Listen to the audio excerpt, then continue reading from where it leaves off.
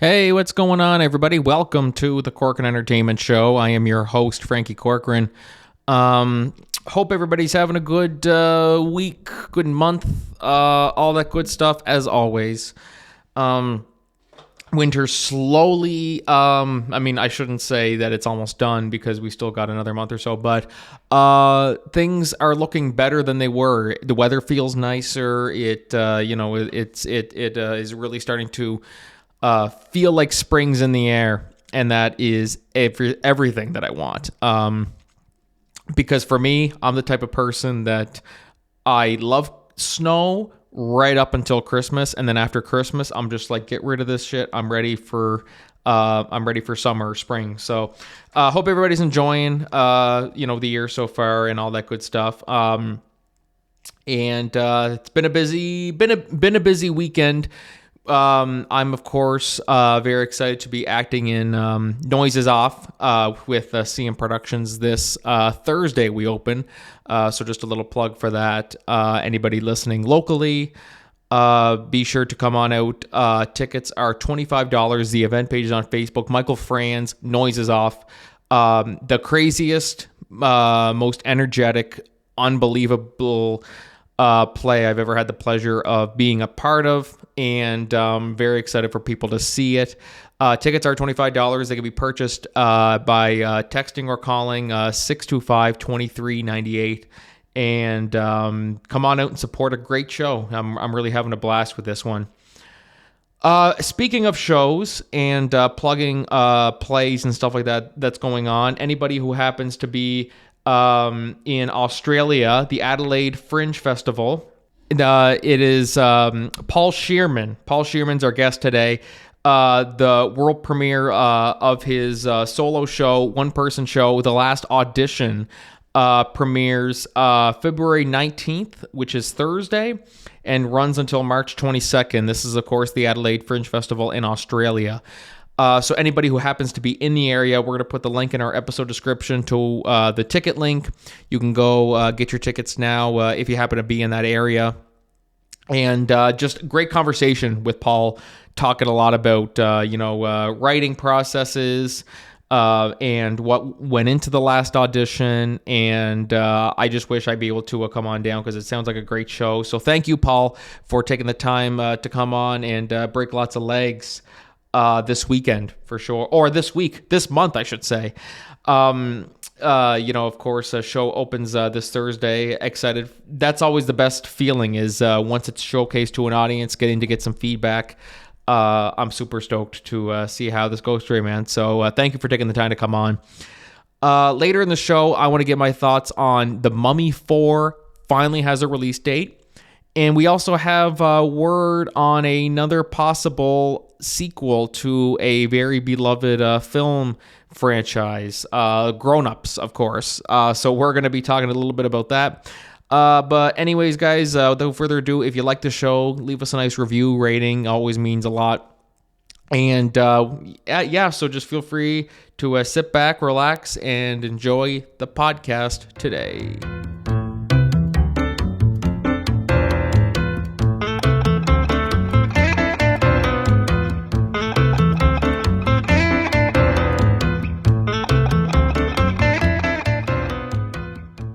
All right. Hey, what's going on, everybody? Welcome back to the Corcoran Entertainment Show. I am your host, Franky Corcoran, and today I am joined by a very special guest who is, at the time of this recording, he is preparing for the upcoming one-person show, The Last Audition, which is one that he wrote and is starring in himself. It will be premiering at the Adelaide Fringe Festival, February 19th to March 22nd. Very excited to have him on here today. Paul Shearman. Paul, how are you today? I am doing great. Thank you so much for having me. I appreciate it, Frankie. Yes, of course. And it's 12 hours where you are right now. Yeah. We are recording this. It's 8 p.m. where I am. It's 8 a.m. where you are. When you're doing, because you're doing lots of podcasts now too, is it kind of challenging sometimes whenever you're talking to so many different podcast hosts who are in different parts of the world, and they're like, okay, so we're gonna do the interview at 5 o'clock. and you're like, okay, but what time zone are you in? I don't know, but it's fine. We'll figure it out. No, I do. I have one. Normally, there, it's with the time change between you're on the East Coast and I'm, in China, and so normally we could find a time that works. It would be your evening, like you are now at 8 p.m., and my morning. But I have one that's coming up. It's at 2:30 in the morning, my time. So getting up or staying up till that time and then be awake and cognizant at 2:30 in the morning. So that's but I've done one others that went actually really well at that time. So a lot of people want to do it in their afternoon, obviously, and it's great for them, but it's crazy. A bit of a pain in the ass, but But yeah, that's what I get for living on the other side of the world. So, no, it is what it is, and especially like, working in the arts and things like that when you're doing promotion, whether it's radio or podcast mm, or like talk shows, like if you're on a morning show or yeah. something like that, and you're like, oh crap, I gotta get up at this time. If it's Mm. being done virtually, I need to keep time zones in mind and anything. Are you much of a morning person when it comes to, let's say you got an Um, early rehearsal or? yeah, I am very much a morning person, and working, doing stuff late at night is much more difficult for me. I don't know whether it's, I think I've always been that way. I mean, even it's not an old person thing. It's just it's just me. But I love morning. I love coffee. I love, bringing in the morning. This morning, we live right here on the river here in Shenyang, China.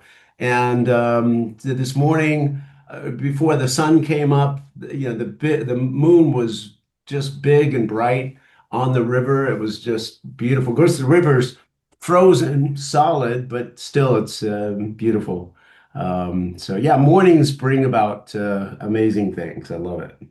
That's good. It's so rare sometimes to talk to a morning person because I'm so used to having people who aren't morning people, and you walk by them in the morning and you're like, hey, what's going on? They're just, ugh, you know? Well, I mean, entertainment, you think about, you're up late at night. A lot of the entertainment is late at night. So, but yeah, I can be alive and well in the evening, but I do enjoy, getting up early in the morning. So, and then if I have to do both, a nap in the afternoon. Great stuff.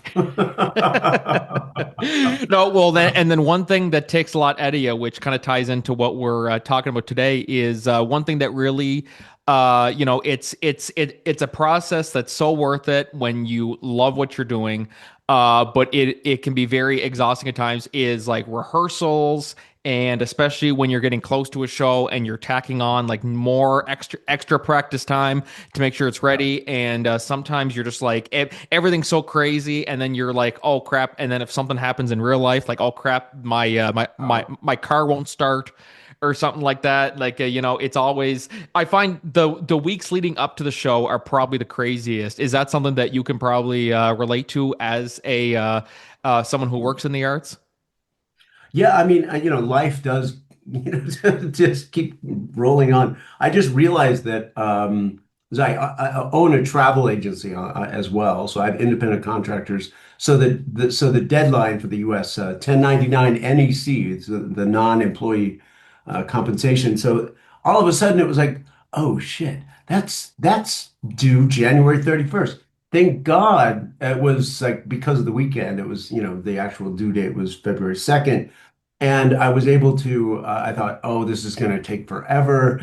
I sat down and did QuickBooks, and it went by really fast. I was able to get it done. But it was one more thing. It was like, oh, okay, I have to get this done because the penalties for being late are enormous. So yeah, their life does happen, but the way I planned the rehearsal schedule with the director, we actually had a workshop here in Beijing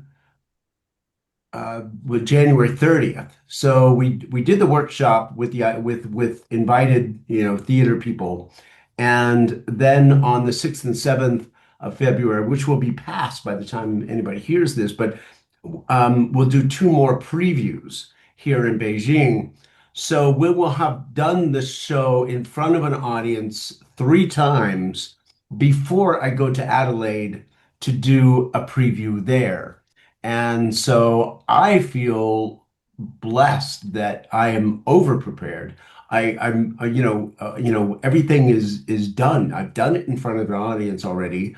I will do it two more times, and so we feel extremely ready and able to then work on little bits and pieces that you normally don't do in a regular rehearsal setup because normally you are that way. You're panicking and oh my God, how is this ever going to come together? And then by some miracle, it comes together.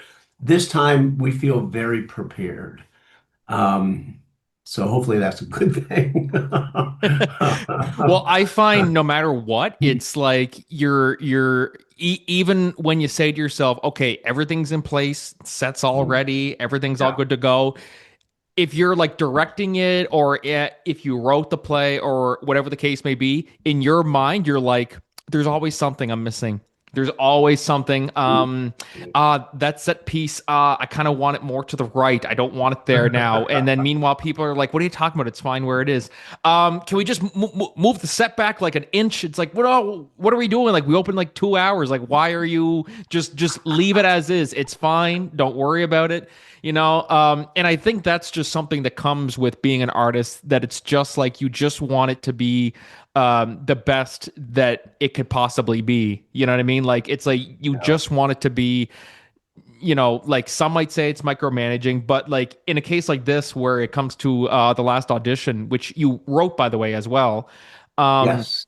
was it kind of difficult during the writing process to like you have it all written and then you're like, okay, it's ready, it's good to go, and then you go back and look at it and go, no, I don't like how he said that. I'm going to change that, even though I open tomorrow. You know what I mean? Or something like that. Like, do you ever find yourself doing that? Well, the thing that's nice about because this run is going to be so long. I mean, 2026. By the time I'm done in Edinburgh, so this we go from Adelaide, then New York City. Montreal is another city we're going to. I don't know if that might be a new one since the last time we talked. And then eventually, and then all the way to Edinburgh in August of later this year. So it will continue.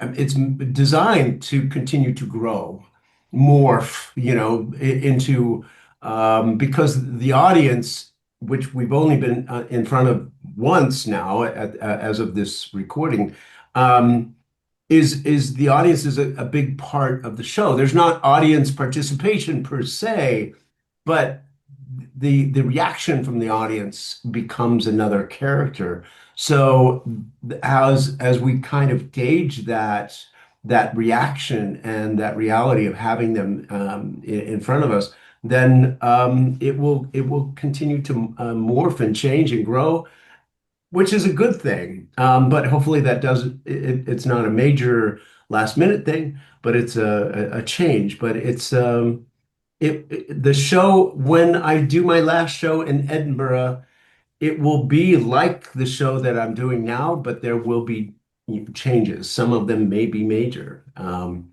I think that's exciting. I'm looking forward to it. So it's just the growth of a show. I wrote these words back in September, October of 2025. And yes, I've changed some, and I will probably continue to do so. It's just a growing organism. So, it doesn't have to be written in stone. So, No, exactly. That's one of the best parts. Also, in being able to like having a world premiere, but then also knowing that okay, who knows what's going to come of it? We could take it here, there. Like yeah. that's one of the best parts about previews. That's really why previews are a thing. Is to get audience feedback from it. And in this case, it's really really good because then you'll be able to look back on it, as it gets to a Scotland, and you're like, okay, like I should have maybe instead of saying it this way, I'll say it this way. You know what I mean? Also, you're not directing this, right? Someone else is directing it as well for you.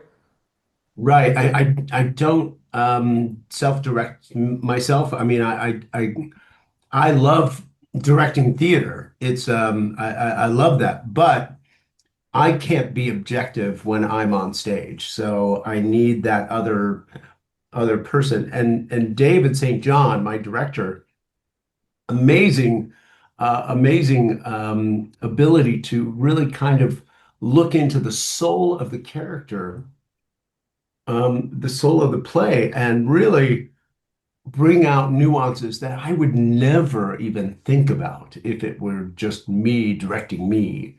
So it's a better show for it. It's I think that as an artist, you have to understand, the role of the director. I mean, back in Shakespeare's day, they say, there was no director per se, but there's still more than likely was, a first actor or something, that jumped in and helped direct the thing. Maybe Shakespeare himself, we don't know.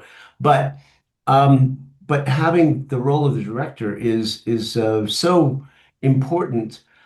I know that, Kenneth Branagh, he directs a lot of, like when he does film or stage, he does do self-directing.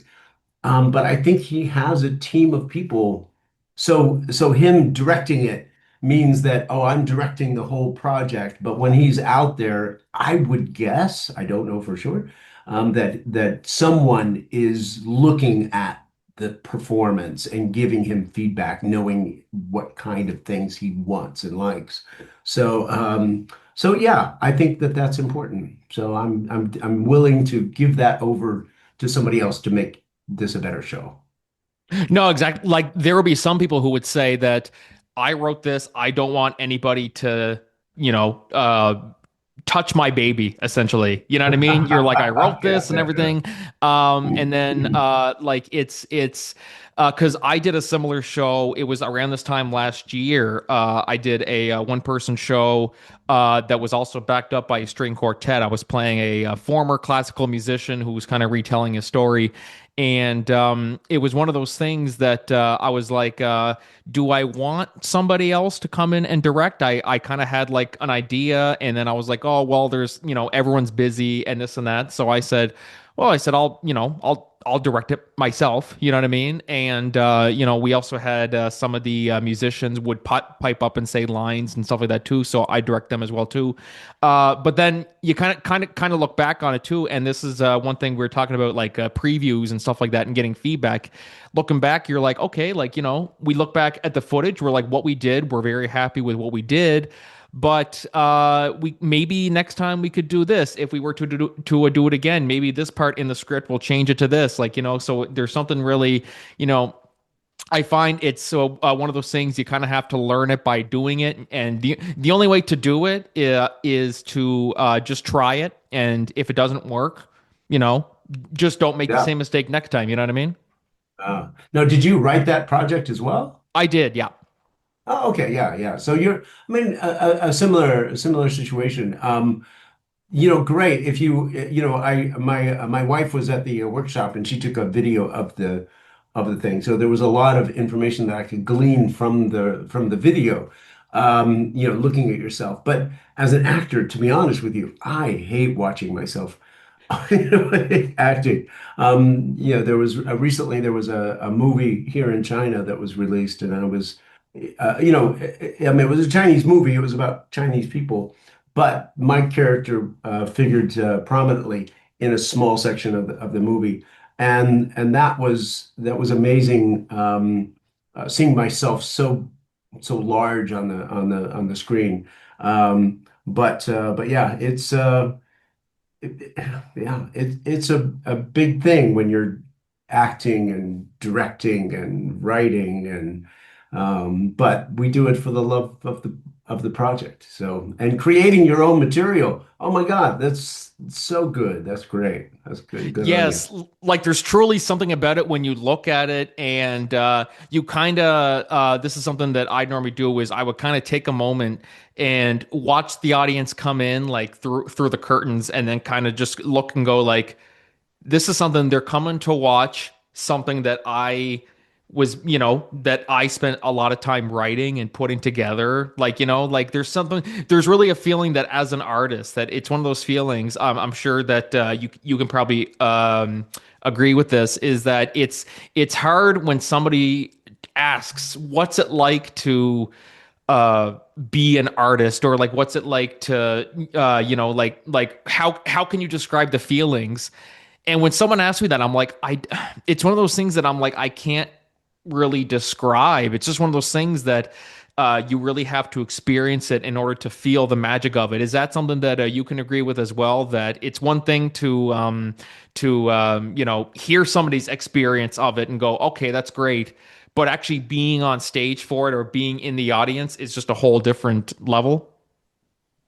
Well, absolutely. The when I'm in New York City, they will offer a streaming, ability people see it streamed. I think that, while watching a play that's meant to be in person to watch this play is a totally different experience than watching it on film.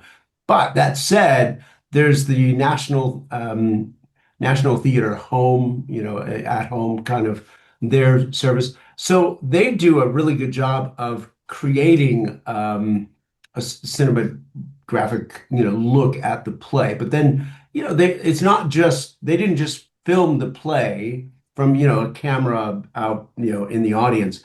They, take days to create this thing, and filming it probably multiple times, editing all the film together. And it's almost like a movie when you watch it. So it's amazing production, and it's wonderful. And I'm sure that during COVID, and for people in the US that aren't able to go to the UK to watch it in person, it's a benefit. I watch them the National Theater at home quite a bit because the plays are just amazing. And even though I go to London frequently, I still can't watch the shows that have closed. So being able to watch those as well. So yeah, I think that there's a place for recording a show, but most recordings of live performances are underwhelming. Go see it live.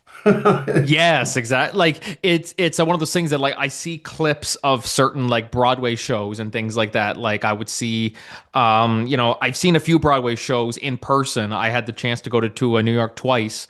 And so I've gotten to see some Broadway shows, but then there's some that I'll kind of look at on YouTube, like clips on YouTube, and I'm like, yeah, like that's good. I'm like, but I just feel like having seen like Aladdin, having seen like The Play That Goes Wrong, and having seen To Kill a Mockingbird and stuff like that on Broadway, it's seeing those live really gives you a different feeling being there. It's kind of like watching a movie in a movie theater too. Like, yes, we have streaming now, and people just say, oh, just watch it on streaming because there's no point in spending all that money for a ticket and popcorn and all that stuff. But you're like, yeah, it's true, but there's something, it's like the old fashioned way of just going to a theater with an audience.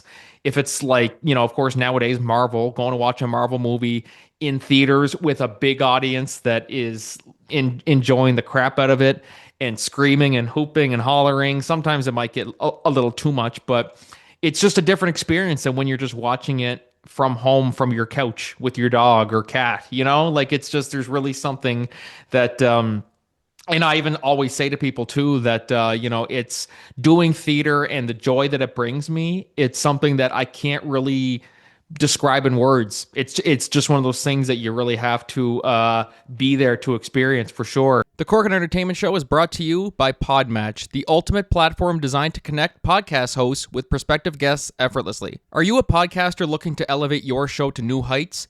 Or perhaps you're a guest hoping to share your story with a broader audience? Whatever your podcasting goals are, we have the perfect solution for you. Podmatch simplifies the entire process of discovering guests for your show or finding podcasts to feature your expertise.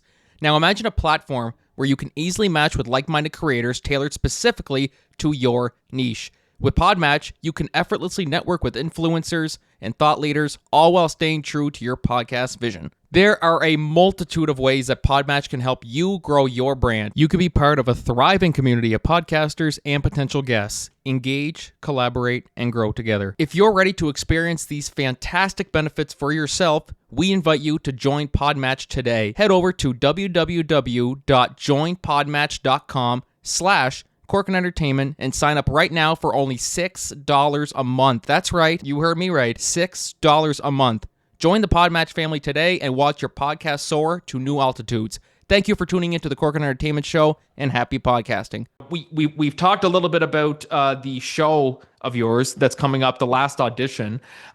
Feel free to tell us, what is the play about? I read the synopsis and I'm really, really intrigued. I wish I could buy a ticket now to go see it now from all the way here from Canada. But feel free to tell the audience listening what the play is about.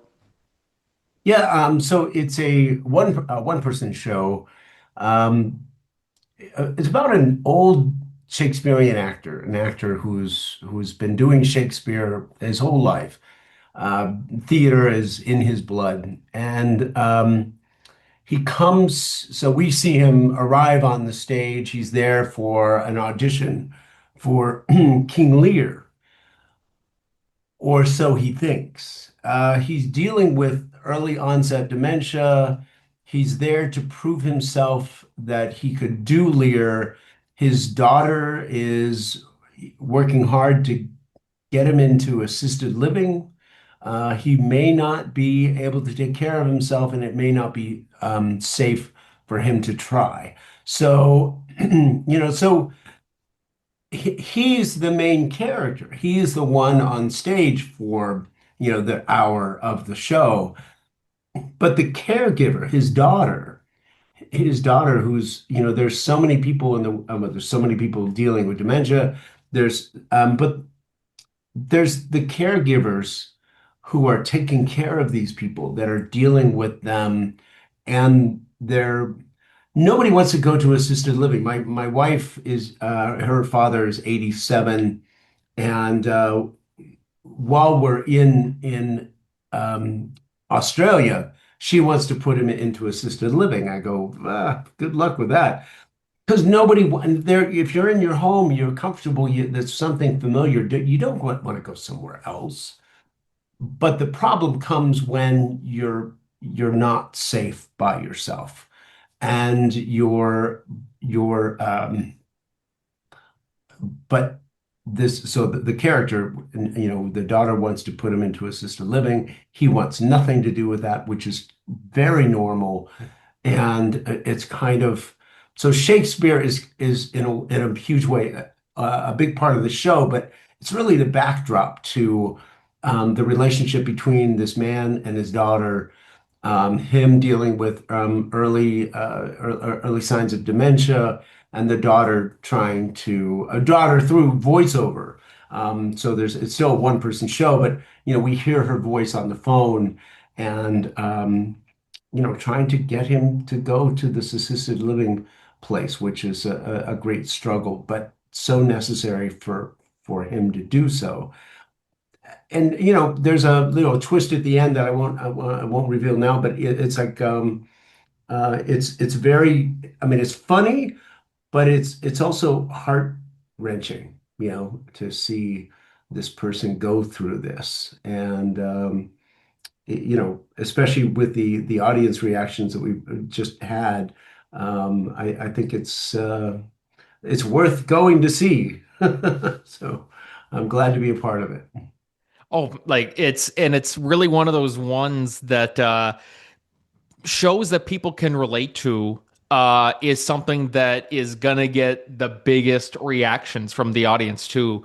Like, yes, if you're doing a comedy, yes, people naturally are going to laugh and everything like that. But when you're dealing with something like dementia, which, there's like at least every person in the audience is going to be affected by it in some one way, shape, or form, whether they themselves have dealt with it personally with a close family member, or they have a friend or other family member who's dealing with it. I know for me, it's a subject that goes on during my family as of late, and it's one that no matter what, it's truly something that is going to be something that will affect people in some way, shape, or form to go, oh yeah, I remember so and so when his mother was struggling with it, and I remember what he went through, and it feels like I'm seeing him go through it again, and things like that. Was it difficult when you were writing it because you know that so many people are going to be touched by it or be able to relate to it? Was there any trepidation at all going into the writing process?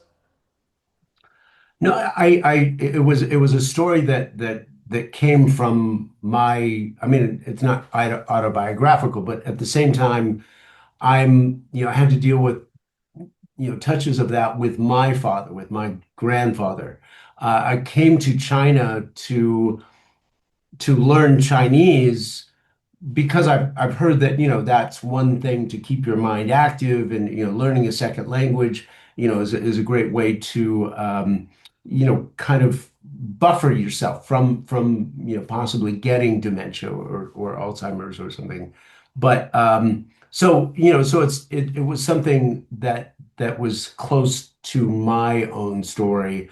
And, and I just was, it's like, well, what if there was an actor who, something, like Laurence Olivier, um, I mean, there's wonderful actors that are in their 80s, getting close to 90s or beyond, that still have their minds and are out there doing work. Ian McKellen and such. Amazing. But what if somebody like that, of that stature, started losing his memory? And memory is such a huge part of what we do on stage. Without it, how could we possibly perform? So that was the kernel of thought in creating this piece. And my dear friend in England is dealing with her mother, who was Alzheimer's. Alzheimer is kind of a part of dementia. And dementia is like the umbrella term for all of those things. And Alzheimer's, and seeing, I mean, I know her mom from way back when. So, seeing her mom and seeing the relationship between her and her mother, she's taking care of her every single day. Um, how taxing that is, and so it just kind of like, well, what are these caregivers going through? I think that they're the real heroes of the story, of the story in life as well. Yeah, so I wrote it. Um, it also was necessary. I actually created another show. It was a two-person show. It was very, very close to my heart. It was a father-son story. And this would be, when I went to Edinburgh to kind of look at, what Edinburgh was all about, that was the one that I thought I would do. But while I would still love to do that two-person show, it's harder to tour it because now you've got two people. Touring is not cheap. So just by myself, I mean, the set piece is a chair on the stage. That's it. And keeping it real simple allowed me to be able to do this world tour. But the two-person play, I would have, that was, how would I have made that work? I don't know. But it is a show that I eventually want to do one day. But It's still on your bucket list. yeah, yeah, yeah. Still in the back of my mind that, that would be a good piece to do. But it wouldn't be able to tour like this one is. So yeah. But I've never done a Fringe. I've never done a world tour. These are all new things for me. I'm learning something new every day about, and I'm sure I'm making tons of mistakes, but I'm doing it. I'm making this happen, and I'm so excited that 2026 is going to be an amazing year, and I'm already thinking about 2027, maybe expanding the tour. I mean, you never know. I mean, as you're traveling the world and talking to different people in the theater community, and they see the show and they get excited, then it may grow into something that I just can't predict at this moment. So. Yeah, and then you'll always have some people saying, "Oh, I have this great idea," and then you'll hear that idea, and you're like, "Ah, God damn it, that's actually a good idea, and I want to do it now." So no, you're always going to be bombarded. That's the entertainment industry. Is that no matter what, you're like, "Oh crap." So, well, I wish they hadn't said that because now I really want to do this, but I don't think I have time for it. But I really like too what you were saying about like imagine like actors like such as like Ian McKellen, who is still is he 90? I think he's 90 now, or he's close to 90. I think he's certainly on the cusp of. I mean, I Google it, but but yeah, I think he's very close, if not already. But he's amazing out there. Anthony Hopkins is up there, and Anthony Hopkins is like, that's it. I don't. Why would I ever stop? Why, And they're just, going on and on and on, and that's great. Benefits us. So, No, exactly. Ian McKellen's 86 now, oh, and 86. Okay. no signs of stopping. Well, they're doing a new Lord of the Rings movie coming out next year, Ah. and he's already talking about. He's like, they haven't called me yet, but I'm there if they want me, type thing. So he's the leaguer. Like some actors, yeah, they get to 60 years old and they're like, someone asks them to come back. No, I'm not coming back. Ian McKellen's just like, all right, we ride at dawn. You know what I mean? But having actors like that who are still able to act and things like that. Unfortunately, of course, we Bruce Willis is unable to act Right. anymore due to his dementia. And it's one of those things that we sometimes take for granted sometimes, and it's really I'm really excited to see how this show touches people and to hear the responses from it.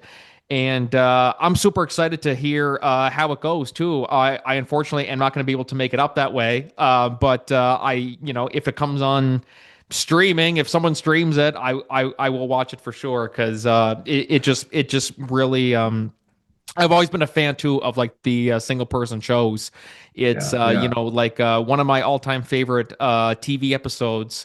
For those of you guys who've seen BoJack Horseman, the episode "Free Churro," if you guys have seen it, you guys know what I mean. Where it's just an episode of BoJack, the main character, giving a eulogy, and it's just a 25-minute eulogy. And but it's how it's written and everything. It's really that's what it is. It's all about how it's written, how it's acted, how it's directed, and that's really what makes it. So I'm really excited to see how the last audition turns out. February 19th to March 22nd. And that's going to be at the Adelaide Fringe Festival. I will put the link in the episode description so you guys can get tickets. If you were to kind of give a sales pitch to people why they should watch this, almost said movie. Why it could be a movie someday, you never know. A sales yeah. pitch to why people who are in the area should go see this play. What would you say to them? Oh, that's a good thing. I should have one ready. It's a moving story. It will make you laugh, make you cry, and a good night of solid dramatic entertainment. So yeah, come out and see it. And just to reiterate with the New York Fringe, which is in April, they do offer a streaming option. So you can purchase a streaming ticket to see the show during the April run of my show. So yeah. Ooh. So So yeah. message me as soon as you find out for sure Yeah, what's going yeah. on. I'll be I keeping up will. to I date. will let you know. Awesome. Awesome, Paul. That's fantastic. Cool. Thank you so much, Paul, for taking the time to come on. Where can people find you on social media and websites and all that? Yeah, so check out my social media is both Facebook and Instagram. It's no, if you see my name on the screen, you won't because this will be audio. But Paul In the title of Shearman, the episode, it'll be on there. okay, so Paul Shearman .com, and then look for the tab for the last audition there. That's my personal website, and then I was doing Instagram and Facebook. I forgot. So and Paul Shearman actor is my handle for both Facebook and Instagram. So just the spelling is what might throw you. So it's not Sherman, it's Shearman. Sherman. Paul Sherman, Yeah. guys. No. Paul Shearman. That's right in the episode name. So, Paul, thank you so much for taking the time to come on. Break lots of legs this Thank you. month. And very excited to see how the show goes. And be sure to keep me posted about the streaming because I will definitely be there. Yeah, cool, cool, cool. All right. And yeah, thank you so much. Thank you so much for having me. I appreciate it. Yes, of course, Paul. It's my pleasure. My pleasure. Guys, we're going to take a short break. We will be right back. But until then, this is Frankie and Paul signing off. Cheers, Paul. Cheers.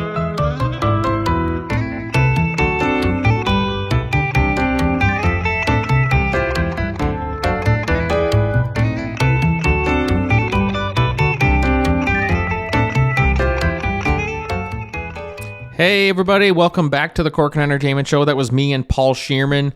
Thank you so much, Paul, for coming on, guys. And be sure to go check out Paul's website. And if you happen to be in Australia, you're vacationing, whatever the case may be sure to go check out The Last Audition. So thank you very much, Paul, for coming on. And really hope the show is a hit up there, man. I really hope it resonates with people, and I'm just very excited to see how it all goes. So moving on with our solo segments today. First one that I want to talk about is The Mummy. So we heard it was officially confirmed back in October, I think it was October, November, somewhere in that range, that we were indeed getting a fourth Mummy movie with Brendan Fraser and Rachel Weisz.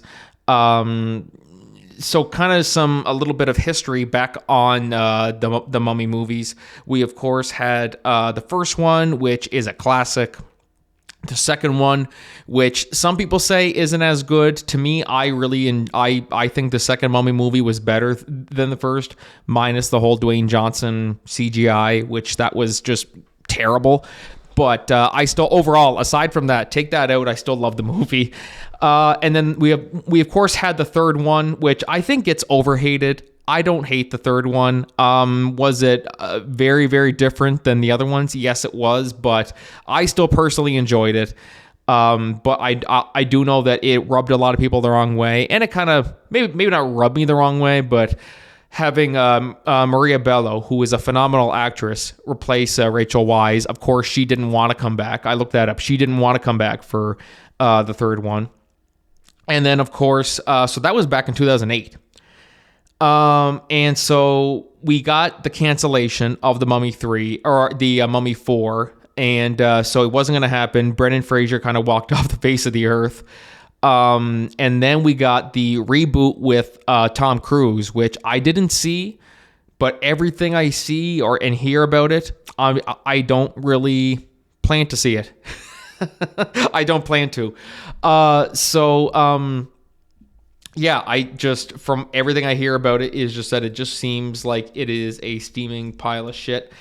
Now that's just, I probably shouldn't base it off that because as I said, I haven't seen it, so I don't know. Yeah, it is what it is. If you guys have seen it, be sure to let me know what you think about that. But so then it was kind of silent for the next little while. So it seemed like, okay, are they going to continue the Tom Cruise franchise? Are they going to scrap it? What are they going to do? So it was kind of silent. And then now, a few months ago, I covered it on the show. It was officially announced that we are getting a fourth film, not with Tom, and we're not getting, it's not going to be a new cast of characters or anything like that. Brendan Fraser himself and Rachel Weisz are returning for this movie, which really has me excited. It really, really has me excited. Brendan Fraser, of course, as I mentioned, he walked off the face of the earth, made a comeback, of course, winning the Academy Award for Best Actor for The Whale, which was very, very well deserved. And so now here he is, and he's kind of, he's made quite the amazing comeback. So here he is. He's going to be returning to The Mummy as Rick. And Rachel Weisz, of course, will be taking back the role of Evie from Maria Bello. And of course, this is not to, Maria Bello, amazing actress, but it's just, that's Rachel Weisz, what I mean? She really made that her own in the first two films, and people just want to see more of it. So I think that kind of added to people's disappointment of the third one. But so kind of talking, so we officially have the release date for The Mummy 4. We don't have any title details. All we know is that Brendan Fraser and Rachel Weisz are back, and it is going to be released on May 19th, 2028, which will make it 20 years since the last film. 20 years since Tomb of the Dragon Emperor, which is absolutely insane because I still remember when the Tomb of the Dragon Emperor came out in theaters. I remember seeing the commercials and everything. I think I was too young to see it at the time. I can't remember what it was. It was PG-13, but I think I was probably just too scared to see it in theaters because I was, it's just, big screen and scary monsters, always kind of, But anyway, so...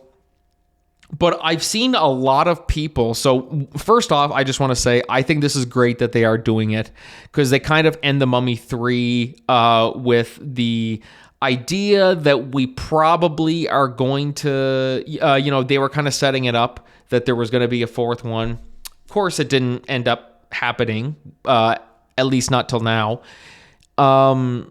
So it's been a long delay too. So really the things that I'm wondering about is, this is just me, can The Mummy 4, are people really going to see it is kind of what I'm wondering.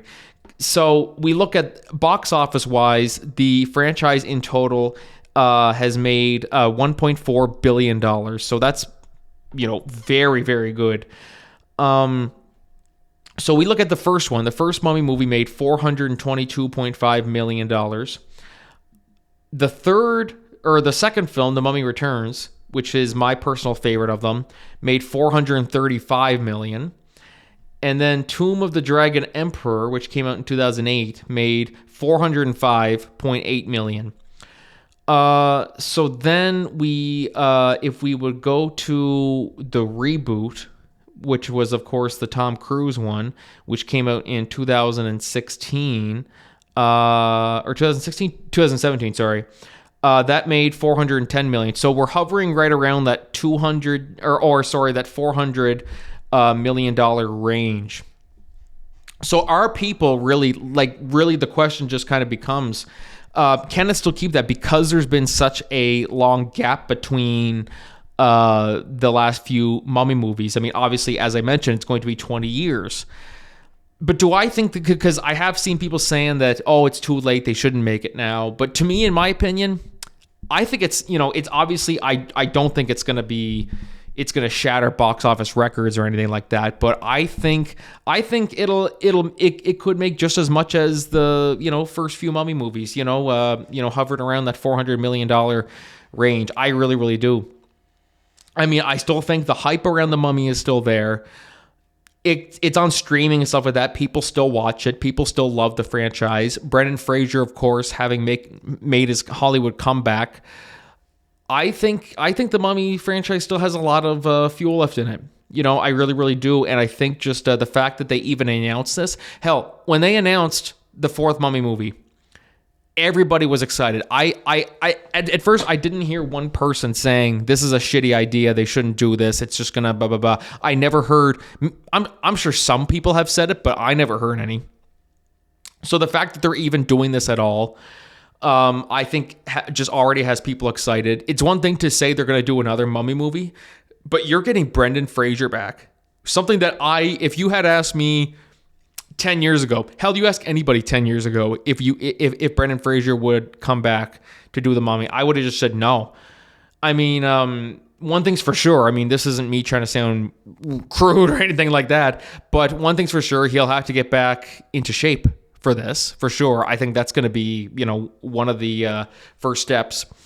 But I think just people are just going to be excited to see them back. I mean, hell, you look at a movie like Top Gun.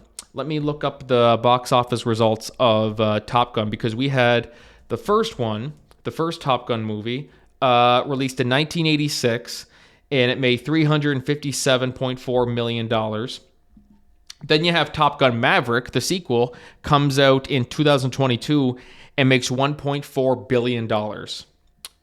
So look at that right there. You have like that's pretty self-explanatory right there. Big 30-year difference, and people still loved it. And people still went out to see it. And I think The Mummy is the same. People still watch The Mummy. People still, as I said, there's still people talking about it and everything. Brendan Fraser having made his comeback. People are hyped. I think this can be great. I hope they can get John Hannah, who played the brother-in-law. I hope they can get him back. Make it really, really feel like the old ones. Maybe they'll get Imhotep, his actor. I don't know his actor's name, but maybe they'll get him back for some type of role. I don't know. From what it sounds like, maybe they're just going to retcon the third one. I don't know, but we'll kind of see how it goes. But those are just my thoughts. Us getting The Mummy 4 in 2028, May 19th, 2028. I'm very, very excited for it. And I'm sure there's a lot of other people who are as well. So be sure to let me know what you guys think about that. Is it too late for The Mummy 4? Is it not? Be sure to feel free and voice your opinions on that and whether it is too late. And if you think it's too late, then it is what it is. That's your opinion. But I'd definitely love to hear what you guys all think about that. This episode of the Corcoran Entertainment Show is brought to you by Holy Hydrogen. Okay, guys, let's be real. We all try our best to stay hydrated, right? But not all water is created equal. That's where Holy Hydrogen comes in. They've got this awesome device called the Lourdes HydroFix Premium Edition, and it takes clean water to the next level by infusing it with molecular energy. That means you're not just drinking water, you're giving your body extra support with every sip, better energy, less inflammation, and a real boost to your immune system. So try the Lourdes HydroFix Premium Edition today by going to shop.holyhydrogen.com/Corcoran and use the promo code Corcoran for $100 off your purchase. Again, that's shop.holyhydrogen.com/Corcoran and use the promo code Corcoran at checkout. Stay hydrated and stay healthy. And so our last solo discussion topic today, speaking of movies and sequels that maybe it seemed like it was too late for them to make a comeback, one of those franchises is Grown Ups. I can't believe I'm saying this. So, of course, Grown Ups, the first two Grown Ups films, they came out, I still remember watching the first two, and back then I thought they were cinema. I just thought those two, they were some of the funniest films ever made, this, that, and the other thing, but I was younger then. I still remember when Grown Ups 2 came out. It came out around my, I think I was, 13 at that time, if I'm not mistaken, somewhere in that. And so I'd always have a birthday party, and we'd all go to the movie theaters, and we all went to go see Grown Ups 2, and we laughed and laughed and laughed. So looking back on it now, you watch it years later, you're like, what did I see in that? You know what I mean? Like, it's just one of those films that you're like, okay, back then I thought it was comedy gold. Like, you watch some of those films back then, like, and you watch them and you laugh, and then you watch them as an adult and you laugh sometimes even harder. Grown Ups was just like, it was one of those things of, why did I laugh? That was just kind of dumb. But it's just silly fun. You know what I mean? Like, at the end of the day, I know that some people try to say that, they shouldn't be doing any more of these films and this and that. It's like, but at the end of the day, just let's be real. They're not doing this for any type of there's a message they want to convey. There's things like that. It's just all in good fun. Like, God, the burp snorts and the deers breaking. Like, it's just absolute It's just so stupid. But also one thing too, the box office likes them. You know what I mean? The movies have done very, very well at the box office, and people still watch them.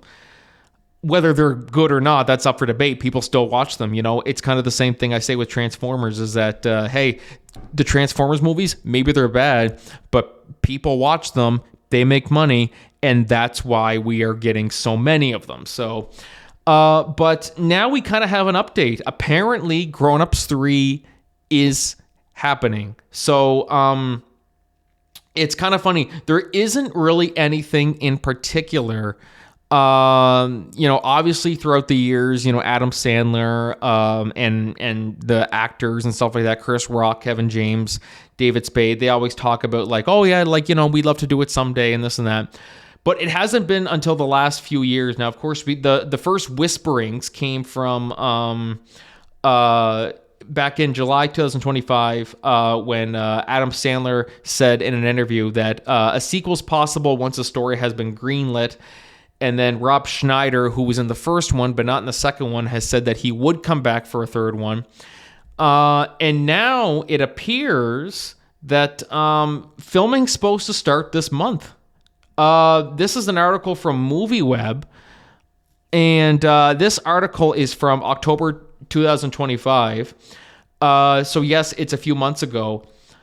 But it's now starting to get some traction because Kevin James has also talked about that, super excited for Grown Ups 3. What was Kevin James saying? He was talking a little bit about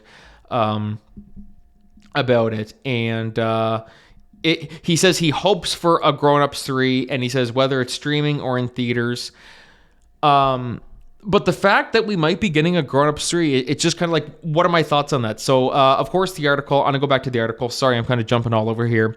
But the article from MovieWeb basically says, long-awaited Adam Sandler sequel is happening. First plot details revealed. While unconfirmed at present, Sandler is expected to be joined once again by Kevin James, Chris Rock, David Spade, and Rob Schneider, with filming set to begin in Vancouver in February 2026. So while it has been more than a decade, it shouldn't be too much longer before we see the childhood friends back together again, embarking on another adventure. Plot details: when a surprise inheritance lands Lenny, Eric, Kurt, Marcus, and Rob control of their childhood summer camp, they reunite for one last hurrah. So it sounds like maybe it'll be the last one. But every time I see people talking about this, like for me, I'm like, okay, this, movieweb.com, okay, it's something, yeah, okay, like whatever. I didn't think too much of it. Kevin James talking about it, and then now there's people who are saying that this is legit. Like, so, like, just so take it all with a grain of salt. It's not official that Grown Ups 3 is happening, but I mean, you look at this article, you look at what Adam Sandler has been saying, you look at what Kevin James has been saying.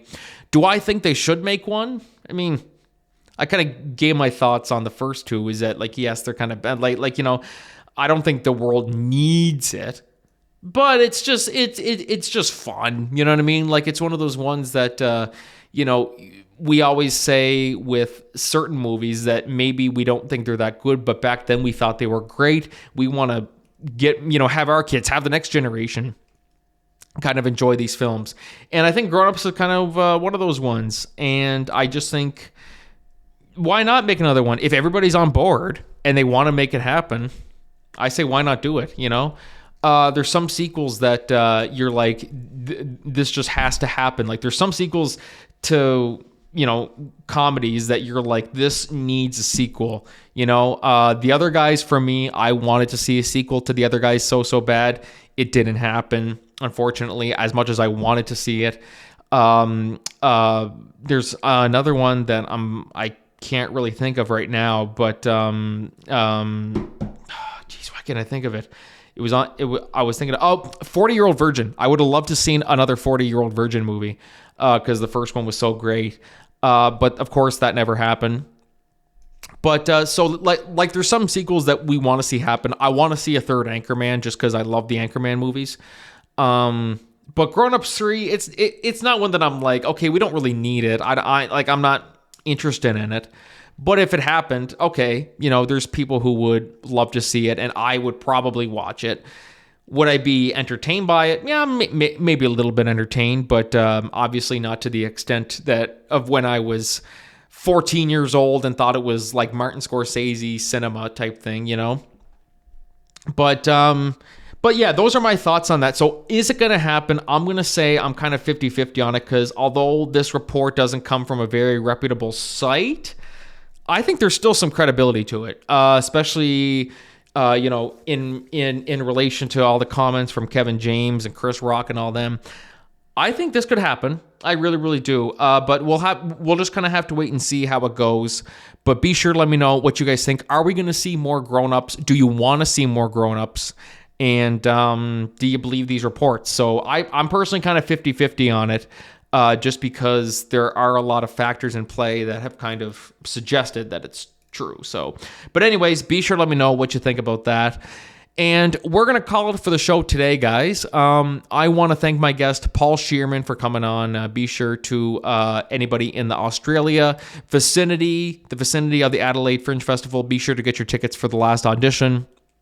Anyone locally who wants to see a fun show this weekend, come on down to Miramichi Valley High School Theater to watch Noises Off by CM Productions.